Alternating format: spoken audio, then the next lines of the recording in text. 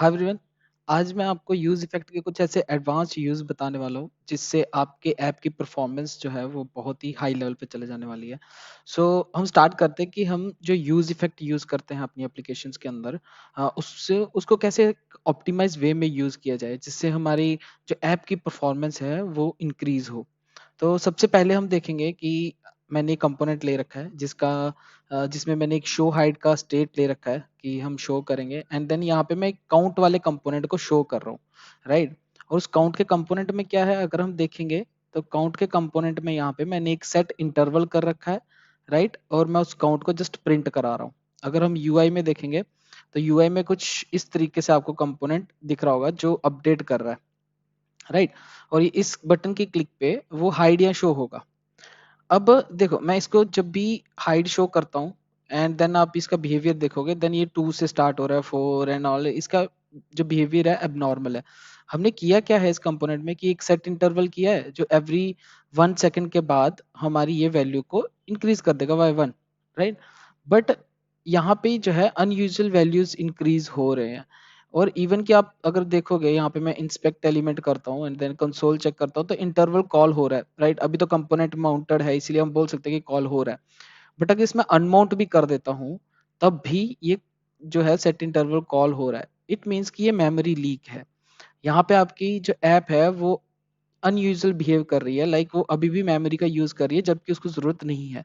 तो हम इसको सही कैसे कर सकते हैं, लाइक इसको रिजॉल्व कैसे कर सकते हैं ऐसे इशू को। तो सबसे पहले हम देखेंगे कि जो हमारा सेट इंटरवल है, मैं यहाँ पे रिटर्न इंप्लीमेंट करूंगा एंड देन हम देखेंगे कि इससे हम क्या कर सकते हैं। यहाँ पे क्लीन अप फंक्शंस लिख सकते हैं हम। क्लीन अप फंक्शंस मींस जैसे सेट इंटरवल है तो इसको क्लीन करना पड़ेगा जब भी हमारा काउंट जो कंपोनेंट है, जो ये कंपोनेंट है वो अनमाउंट होगा, तब हमें उसको जो सेट इंटरवल है इसको बंद करना पड़ेगा, राइट। ऐसे ही और भी फंक्शंस आते हैं जैसे सेट टाइम आउट ऑल, या फिर आपको कोई एपीआई को अबॉर्ट करना है कि अगर कंपोनेंट अनमाउंट हो गया तो आपको एपीआई को अबॉर्ट करना पड़ेगा, लाइक वो एपीआई कॉल को अबॉर्ट करना पड़ेगा। तो आप कैसे कर सकते हो, तो वो सारी चीजें आप ये क्लीन अप फंक्शन में यहाँ पे कर सकते हो इसके कॉल बैक में। तो लेट्स से कि हमें अब क्लियर करना है तो हम क्या लिखेंगे, क्लियर इंटरवल, जो जावास्क्रिप्ट में फंक्शन आता ही है। देन हमारी जो भी इंटरवल की आईडी होगी हम उसको यहाँ पे पेस्ट कर देंगे, राइट।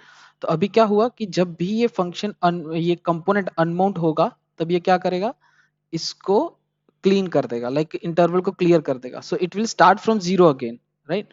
तो अभी हम यूआई में देखते हैं कि इसका क्या इफेक्ट आता है। अभी हम यूआई में जाते हैं, रिफ्रेश करते हैं तो अभी आप देखोगे 1 2 ऐसे सही ऑर्डर में जो है वो अपडेट हो रहा है। अभी आप नीचे भी देखना, यहाँ पे ध्यान देना कि अभी ये चल रहा है, राइट। अब मैं इसको हाइड कर देता हूँ, राइट। अभी आप देखोगे काउंट इंक्रीज नहीं हो रहा है और वो कंपोनेंट भी यहाँ पे लाइक जो सेट इंटरवल है वो यहाँ पे रन नहीं हो रहा है। एंड जैसे ही मैं इसको अनहाइड करूंगा या शो करूंगा तब भी आप देख सकोगे कि वो फिर से चलना स्टार्ट हो जाएगा। So this is one use case कि आप कभी भी set interval, set time out या एपीआई का अबॉर्ट करना है तो आप ये क्लीन अप फंक्शन का यूज जरूर करें, बिकॉज इससे आपके ऐप की परफॉर्मेंस इंक्रीज होगी, बिकॉज मेमोरी लीक कम होगा। तो इसलिए ये यूज लाइक बहुत ही एक एडवांस लेवल का यूज है एंड एवरी डेवलपर को इसका ध्यान रखना चाहिए। अगर हम नेक्स्ट की बात करें, एक और मेरे पास इंटरेस्टिंग एग्जांपल है कि हम और कैसे परफॉर्मेंस इंक्रीज कर सकते हैं। बहुत सारे डेवलपर्स क्या करते हैं, एक गलती करते हैं जो मैं आपको बताने वाला हूँ।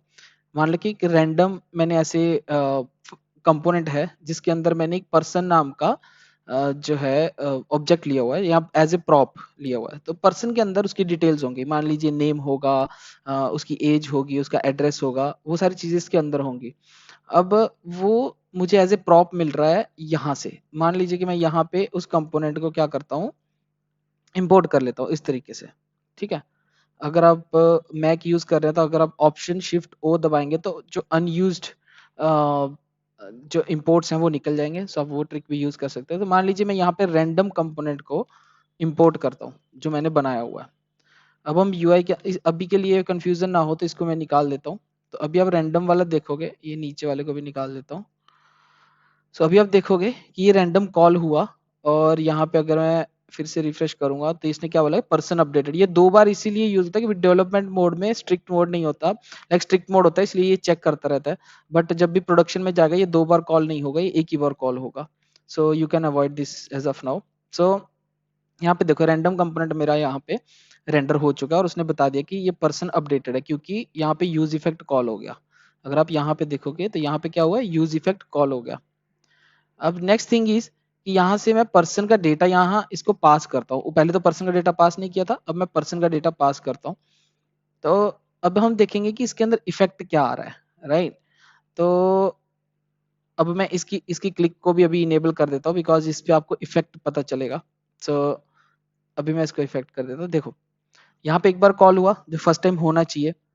हाइड काउंट जब मैं क्लिक करता हूँ तब भी ये अपडेट हो रहा है, राइट। बट अगर आप देखोगे तो हाइड काउंट ये जो वैल्यू है, ये मैं इसकी अपडेट कर रहा हूँ जो इसमें पास ही नहीं हो रही है, तो इसकी तो वैल्यू अपडेट ही नहीं होनी चाहिए एक्चुअल में। तो रीजन क्या है कि ऐसा हो रहा है, और बहुत सारे डेवलपर्स ऐसा इसमें कंफ्यूज हो जाते हैं कि लाइक ऐसा क्यों हो रहा है, हमारी एप्लीकेशन जो है वो रन नहीं हो रही ढंग से, बहुत लोड ले रही है। तो वो बहुत सारी जगह पे वो ये ऐसी चीज करता है। अब हम रैंडम के अंदर जाके चेक करेंगे किया क्या है।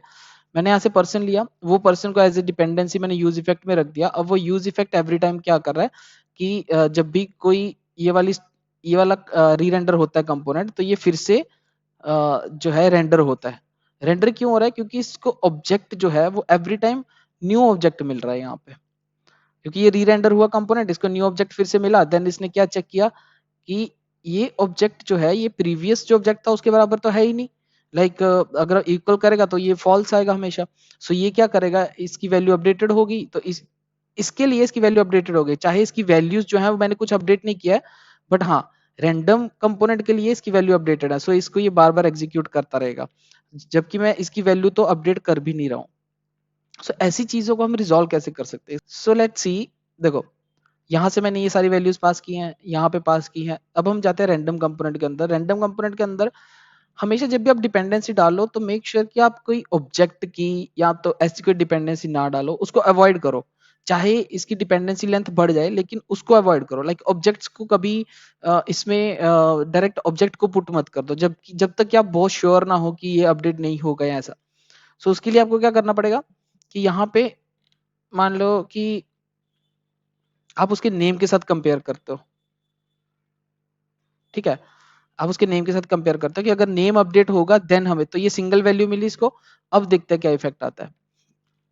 अब मैं इसको एक बार रिफ्रेश कर देता हूँ एंड देन मैं इसको काउंट को, देखो मैं काउंट को जितनी बार भी प्रेस कर रहा हूँ ना, अब वो वाला कंपोनेंट अपडेट नहीं हो रहा। क्यों? क्योंकि उसके अंदर जो वैल्यू है वही अपडेट नहीं हो रही। नेम की वैल्यू हमेशा सेम ही रहेगी, वो सिंगल वैल्यू है। वो जो नेम मैंने रखा था, जैसे मैंने नेम यहाँ पे दीपन रखा था, वो सिर्फ यही चेक करेगा कि प्रीवियस वाला जो प्रॉप आया था उसमें भी दीपन था, इस वाले में भी दीपन है। सो ये क्या करेगा, कभी भी इसको अपडेट नहीं करेगा। सो ये कंपोनेंट आपका री रेंडर नहीं होगा। अगर आपने इसके अंदर यूज इफेक्ट मतलब कोई सेट स्टेट करवा दिया ऐसा कुछ, तो एवरी टाइम री रेंडर होता रहेगा, वो उसको कॉल करता रहेगा। आपकी एप्लीकेशन का परफॉर्मेंस जो है ना वो काफी हद तक बढ़ जाएगा। सो ऐसी सब वीडियोस के लिए प्लीज सब्सक्राइब करें, फॉलो करें।